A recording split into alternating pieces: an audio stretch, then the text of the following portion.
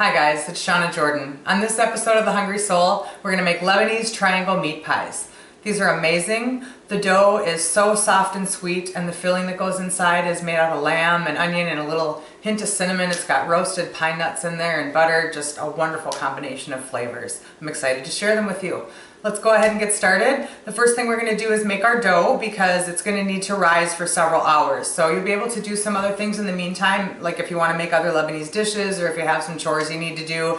The stuffing only takes about 20 minutes to make. So let's go ahead and go over our ingredients and we'll get started. There's just flour and yeast, and over here I have some sugar and salt and some extra virgin olive oil.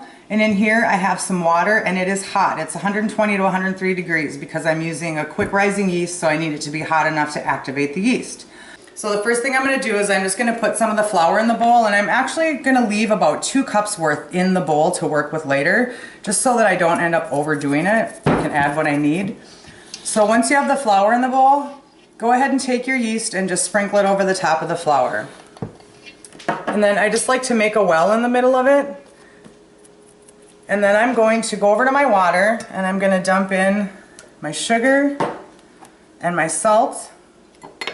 And I'm just going to give it a quick stir. You want to dissolve it as much as possible so it, distributes through the flour evenly. And once the water starts to go clear, then you're probably good. So then go ahead and dump in your oil. And now I'm going to pour and mix at the same time. So just very slowly let it pour into the well, and just use your hand and just start swirling it around in the bowl. And it'll start coming together for you. And just keep mixing. You're going to need all the water, so you can go ahead and mix that in.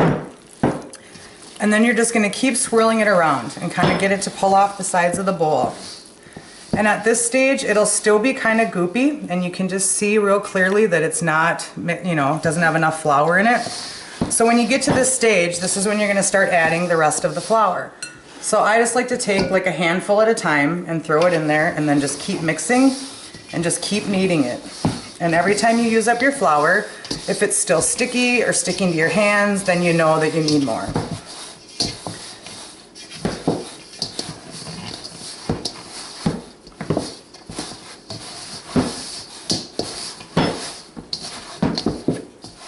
Okay, now you want to do just kind of a more kneading motion instead of rolling it, because you kind of want it all to bind together. And this is looking pretty good. I don't think we're going to need any more flour. And you can see as you keep going, it just keeps kind of pulling it off the sides like that. Takes a little elbow grease. But you can use your mixer if you want to, but this is pretty quick compared to most breads. You don't have to knead it for very long, so I usually just do it by hand. If your arm gets tired, switch to the other side. Builds nice pipes. So you want it to be a soft dough. You don't want it to get too stiff. So it's starting to come together now. And you can see it looks like a little bit lumpy in texture, and it's nice and soft. It's not like a hard dough. See how I can pull my hands off and it doesn't really stick to my hand? That's how you know you're there. So I'm just going to kind of form it into a ball. And then I'm going to take some olive oil, put it in the bottom of the pan so it doesn't stick while it's rising. You can just squirt a little in there, rub it around the bottom, and then just put some extra on the top even.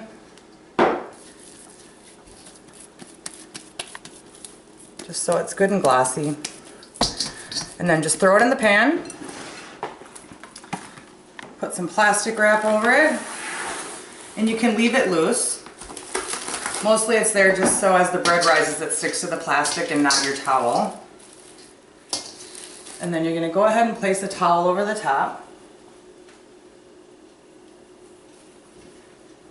And now we're going to put this somewhere warm and draft free to rise. I like to let it rise a minimum of 2.5 hours. You can go up to 6 hours. If you have chores you want to do or other dishes that you want to make to serve with it, that's a good time to do it. We're going to go ahead and make our stuffing while it's rising, and that's going to take about 20 minutes, so I'm going to have extra time if I want to do other things. So I'm going to go ahead and put this in the other room to rise, and when I come back, we'll go ahead and make our stuffing. Okay, our dough is all risen. It's been in there for quite a while, probably at least 3.5 hours, coming up over the sides of the pan. So we're gonna go ahead and roll it out and make our meat pies. I have a bowl of stuffing here ready. So the first thing we're gonna do is just put some flour all over the counter so we can dump the dough out. And you might wanna flour your hands a little so it doesn't stick. And then just go ahead and flop it right over there. And then just sort of grab the edge and just peel it right out. Look at that. All right, so flour your hands and kind of sprinkle a little over the top and just start pressing it out. Don't over flour it, but you don't want your hands sticking to it either. And about this point, grab your rolling pin and go ahead and flour it and just start to roll from the center outwards. And we're gonna go to about 1/8 of an inch thickness. And as you're doing it, you're just sort of pulling the air bubbles out of there. And you're gonna need a cookie cutter of some sort, anywhere from 5 to 6 inches around. I use a Tupperware container that has a nice edge and it has these handles so it's easier to lift out. But find what works for you. If you wanna go buy a cookie cutter, go ahead. I don't usually make 6-inch cookies, so I didn't see a need to have one. You can also take this dough and instead of rolling it out like this, you can pull it out in ball sizes and roll them up and then roll them out into individual balls.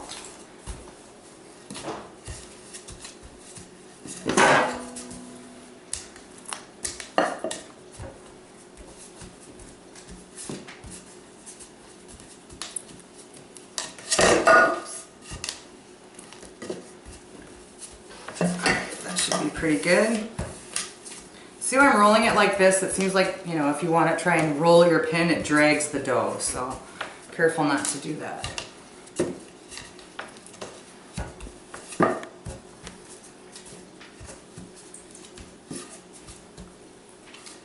Okay.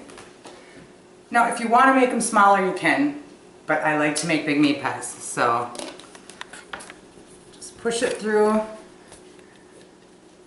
And then once you've dipped it once, go ahead and kind of flour the edge just so it won't stick next time.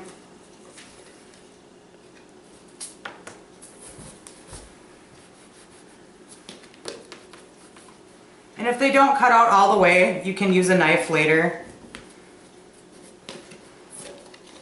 But right now we just want to kind of get the shape and then we're going to let it rest for a little bit. So I'm going to go ahead and finish this up and we'll be back in a bit. Alright, we've got all our circles rolled out and I've covered them with plastic wrap so they don't dry out on me. I'm going to go ahead and cover them all with a towel and we're going to preheat our oven to 400 degrees. And we're just going to let these rise until the oven is done preheating and then we're going to go ahead and make our little pies. Okay, so our oven is preheating and our bread is pretty much done rising, so we're going to go ahead and start making our meat pies. So I'm just going to unwrap one at a time so they don't dry out. And make your nice little circle, and then you're just going to take a little bit of stuffing. I suppose that's about 2 tablespoons full. And you're going to join one side together like this and just pinch it really tight so the seam can't break open while it's cooking. And don't go all the way to the top, just do the side seam. And then when you have that done, you're going to flip this side up and join it until it makes a triangle. And then you go ahead and seal those edges together.